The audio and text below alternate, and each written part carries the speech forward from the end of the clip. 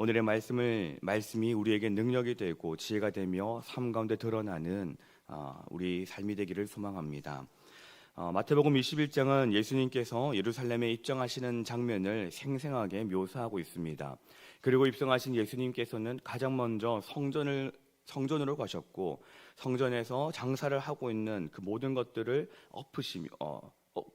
보시며 분노하시며 엎으시는 것을 기록하고 있습니다. 또한 선택된 민족이라는 자부심을 가지고 예수님을 대적하는 자들을 향하여서 책망하시며 세리와 창녀가 너희들보다 먼저 구원을 받을 것이라 라고 말씀을 하십니다. 그리고 예수님만이 구원자이시며 메시아이심을 오늘 21장을 통하여서 밝혀 말씀하시고 계십니다. 그동안 예수님께서는 각 마을을 돌아다니시며 병든 자를 낫게 하시고 굶주린 자의 배를 채우셨습니다. 귀신 들린 자를 자유하게 하시고 바르지 않은 권력자들을 꾸짖으셨습니다. 그리고 이러한 소문은 예루살렘에까지 퍼졌습니다. 그리고 예수님께서 그 예루살렘에 입성하시던 날에 많은 사람들이 예수님을 환영했습니다. 그리고 그들이 외치는 말이 무엇입니까? 호산나, 다윗의 이름으로 오시는 이여, 가장 높은 곳에서 호산나라고 외칩니다. 호산나라는 것이 무엇입니까? 우리가 너무나도 잘 아는 것처럼 호산나는 구원하여 주시옵소서라는 것입니다. 누구를 향하여 구원하여 달라라는 것일까요? 당시의 사람들에게 그 구원하여 달라라는 것은 왕을 향하여서 구원을 하여 달라라는 것입니다. 자기들이 억압받고 있는 그런 상황에서 새로운 왕이, 더 강한 왕이, 더 능력 있는 왕이 나타나서 자신들을 그 모든 억압과 고통 속에서 구원해 달라라고 소리치는 것이지요. 그러니 예루살렘의 사람들은 예수님을 향하여서 호산나라고 외칠 때 그 예수님을 왕으로 인정하고 있는 것입니다. 그리고 그 왕이 자신들의 그 어두운 현실로부터 구원해 줄 것이라는 외침을 담고 있는 말입니다. 예루살렘의 사람들은 예수님을 향하여서 왕으로 그리고 구원자로 외쳤습니다. 예수님께서는 예루살렘에 들어가시기 전에 두 제자에게 자신의 타고 갈 나귀 새끼가 준비되어 있으니 가서 가지고 오라 말씀하십니다. 예수님의 말씀대로 그 나귀 새끼의 주인에게 그 예수님의 말씀을 그대로 전하자 예수님은 그 나귀 주인은 그 나귀를 선뜻 내어줍니다. 여기에서 예수님은 3절에서 주가 쓰시겠다 하라라는 말씀을 하십니다. 여기에서 주는 퀴리오스라는 말로 예수님 자신이 메시아 곧 구원자임을 분명히 밝히고 있습니다. 메시아이시고 구원자이신 우리 예수님께서 쓰시겠다라고 하자 선뜻 내어주는, 이미 그 앞에 일들을 모두 다 내다보시는 메시아이심을 제자들에게 보여주고 계시는 것입니다. 이렇게 하여 예루살렘 성전으로 들어가신 예수님께서는 성전으로 향하여 가십니다. 그리고 성전 안에 들어가셨을 때에 그곳에서 물건을 사고 파는 사람들을 향하여 분노하시며 그들의 상과 의자를 모두 다 엎으십니다. 성전의 장사는 원래는 원거리에서 오는 순례자들의 편리를 위해 재물을 파는 것이었지만 그것은 명목상일 뿐이었습니다. 실제는 제사장들과 상인들 간에 이권을 노린 단합으로 생겨난 것입니다. 그래서 그냥 구하면 싸게 구할 수 있는 것을 그 원거리에서 오는 그 순례자들에게는 비싼 값에 파는 것이었지요. 예수님께서는 거룩한 하나님의 성전을 시장으로 만들어 자신들의 배를 채우는 수단으로 삼는 그 사람들을 향하여서 분노하셨습니다. 당시 그 모습들을 보면서 분명히 옳지 않은 일이라고, 잘못된 일이라고 생각하는 사람들도 있었을 것입니다. 유대의 그 어떤 사람들도 성전의 지도자들과 그 무리들도 그 탐욕주의에 대하여서 정면으로 정죄하거나 정면으로 나무라지 못했습니다. 그러나 성전의 주인 되시는 예수님께서는 그 일을 하셨습니다. 성경에서는 우리를 무엇이라고 말씀하고 있습니까? 성경에서는 우리의 몸이 성전이라고 말씀하고 있습니다. 그러면 성전된 우리는 어떠한 모습으로 살아가고 있습니까? 하나님의 성전된 우리는 거룩함으로 하나님의 것으로 가득 채워져 있습니까?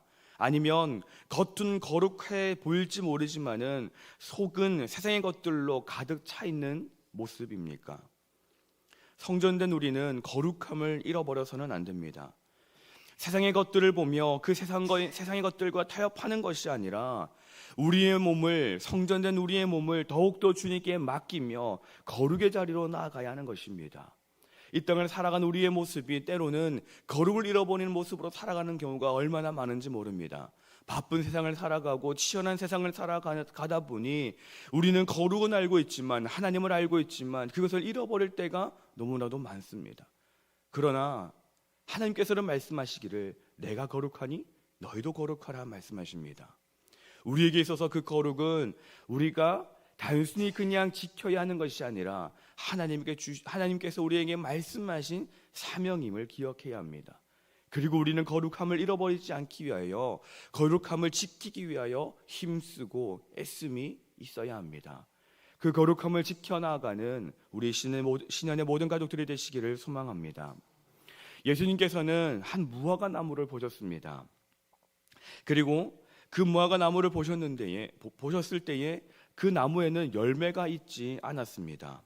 그리고 예수님은 그 무화과 나무를 향하여서 19절과 같이 말씀하십니다.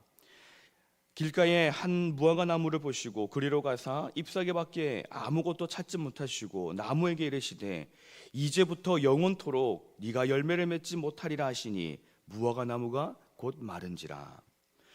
이와 같은 내용을 기록하고 있는 마가복음에서는 이 무화과 나무의 시기가 아직 열매를 맺을 시기가 아니라고 말씀합니다.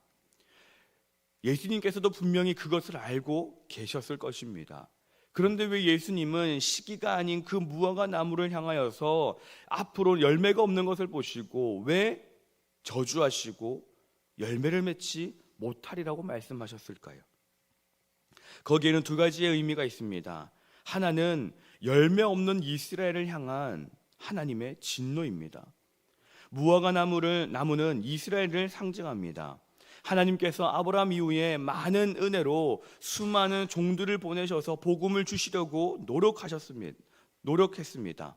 바른 열매를 맺지 않을 때마다 선지자를 보내주셨습니다. 그러나 이스라엘은 그들을 핍박하고 죽이고 예수님마저 십자가에 못 박았습니다. 예수님의 경고대로, 그 예언하신 대로 예루살렘은 서기 70년에 로마의 디도 장군에게 멸망을 당합니다. 예수님께서 분노하셨던 거룩을 잃어버린 그 성전도 결국은 무너지고 말았습니다. 열매 맺지 않으면 심판이 있습니다. 누가복음 3장 8절 9절 말씀에 그러므로 회개에 합당한 열매를 맺고 속으로 아브라함이 우리 조상이라 말하지 말라. 내가 너희에게 이르노니 하나님이 능히 이 돌들로도 아브라함의 자손이 되게 하시리라. 이미 도끼가 나무 뿌리에 놓였으니 좋은 열매 맺지 아니하는 나무마다 찍혀 불에 던져지리라 말씀하십니다. 우리의 믿음 생활에는 반드시 열매가 있어야 하는 것입니다. 열매 맺지 못하면 찍혀서 불에 던질 수밖에 없는 것이지요. 저희가 지금 청년부에서 몽골 단기 선교를 준비하고 있습니다. 여러 가지 것들을 준비하고 기도도 하고 주중에도 만나서 모임도 가지고 그렇게 하는 가운데 있습니다. 그런데 그것을 하는 것 가운데에 기도하면서 빠지지 아니하는 기도의 제목은 열매를 맺자라는 것입니다. 우리도 열심히 준비하여 우리 안에서도 열매를 맺고 그리고 우리가 그 땅에 가서도 그 땅에서도 열매가 맺혀져야 한다는 것을 기도하고 있습니다. 열매가 맺지 아니하는 것은 의미가 없는 것이지요.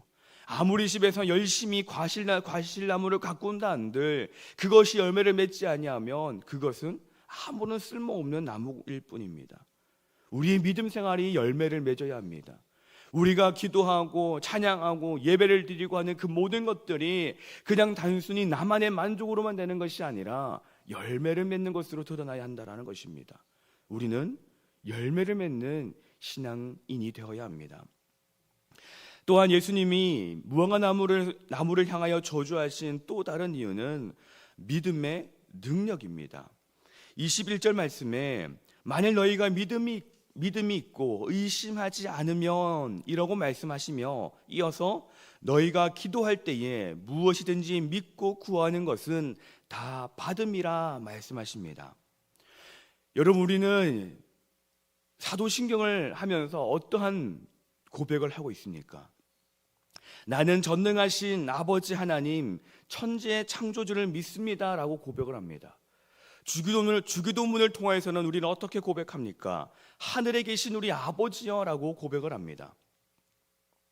우리 하나님은 그러한 하나님이시라는 것이지요.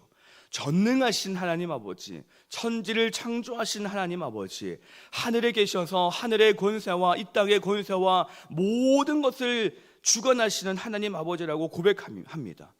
그런데 우리는 그 하나님 아버지를 어떻게 믿고 있습니까?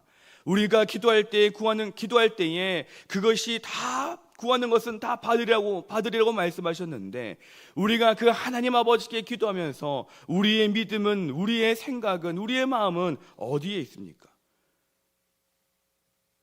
예배 때마다 하는 그러한 신앙의 고백들이, 기도의 고백들이 우리의 진정한 고백이 되어야 하지 않겠습니까? 전능하신 아버지 하나님이십니다. 천지를 창조하신 하나님 아버지십니다. 하늘에 계시어서 하늘의 권세도 땅의 권세도 모든 것들을 주관하시는 하나님이시기에 우리는 믿고 기도할 수 있는 겁니다. 예배 때마다 하는 그 고백이 우리의 진실된 고백이 되기를 소망합니다. 나의 하나님 아버지께서는 세상이 알고 있는 그런 하나님이 아니라 하늘에 계시며 하늘의 땅과 권세를 주관하시고 천지를 창조하신 분이라는 것을 믿으며 그 하나님께 믿음으로 그 기도할 때 그것이 응답을 받으리라는 것을 믿고 기도함으로 나아가는 우리가 되어져야 할 것입니다. 오늘 말씀에서 권력자들은 예수님을 향하여서 권위가 어디 있느냐라고 말합니다. 예수님의 권위는 어디에 있습니까? 예수님의 권위는 바로 그 하나님께 있습니다. 그리고 우리에게도 그 권세를 주셨습니다. 때로는 믿음으로 온전히 서지 못하게 하는 죄책감, 불신, 의심 등이 있지만, 그러나 우리는 그 모든 것들을 담대함으로 이겨내야 합니다. 왜냐하면 우리에게 하나님의 자녀가 되는 권세를 주셨기 때문입니다.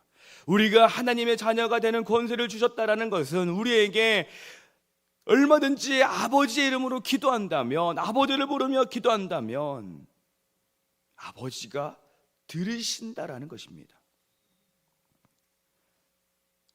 우리를 짓누르고 있는 죄책감과 불신과 의심과 그 많은 것들을 우리는 이겨내야 합니다.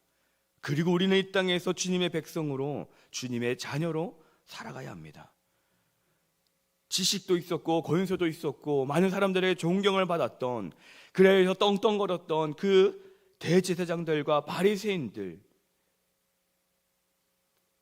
그들의 삶처럼이 아니라 우리는 온전히 하나님을 바라볼 수 있었던, 바라보는 믿음이 그리고 고백이 있어야 합니다. 지식도 있고 권세도 있었던 그 대제사장들과 바리새인들을 향하여 무엇이라고 말씀하십니까? 세리와 창녀가 너희들보다 먼저 하늘에 들어가리라 말씀하십니다.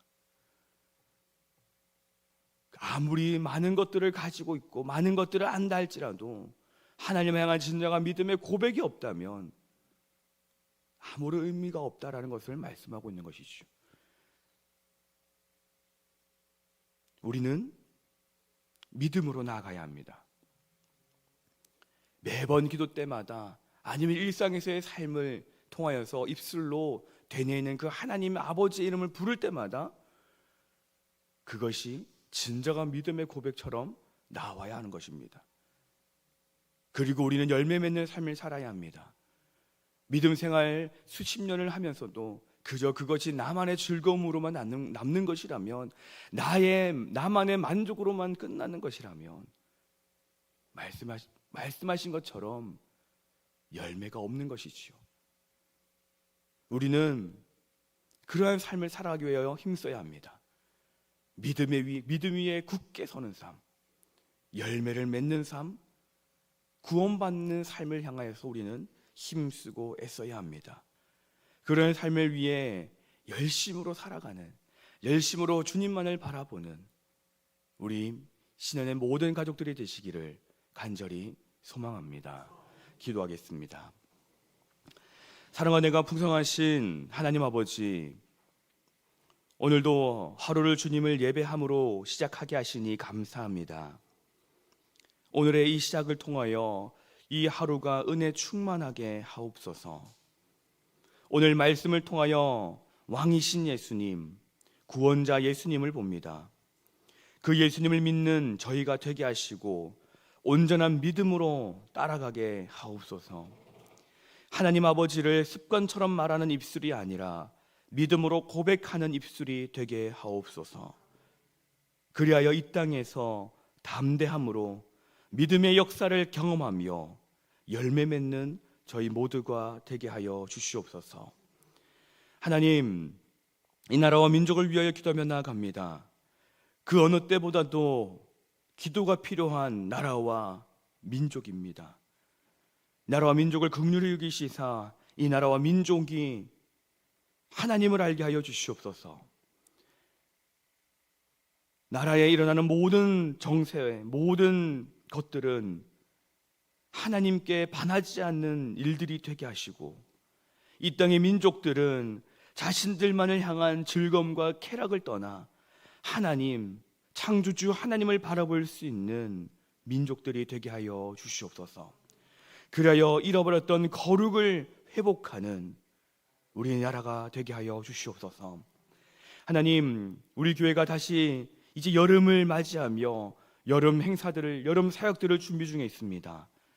하나님, 여름에 있을 그 모든 사역들 가운데에 함께하여 주시옵소서. 준비하는 모든 시간들 가운데에 하나님이 함께해 주시고, 정말로 뜨거운 그 여름처럼, 그 어느 때보다도 더울 것이라는 올해의 그 여름처럼 우리 사역에 뜨거움이 있게 하여 주시고, 그 사역에 참여하는 모든 아이들과 교사들과 부모들에게 성령의 뜨거움을 경험하는 이번 여름 사역이 되게 하여 주시옵소서. 그리하여서 정말로 이 땅에서 주의 자녀로서 세워지는 역사가 있게 하여 주시옵소서. 이 시간 예배를 드리며 주님께 예물을 올려드립니다. 1,000번째 예물과 선교의 예물을 주님께 올려드리오니 하나님, 이 예물을 기뻐 받아 주시옵소서. 또한 이 예물에 담겨있는 그 기도의 제목들을 헤아려 주시고 응답하여 주시옵소서. 이 시간 주의 전에 나와 예배를 드리는 주의 백성들을 기억하여 주시고, 우리가 가지고 난 그 기도의 제목들마다 주님이 들으시고 응답하여 주시옵소서.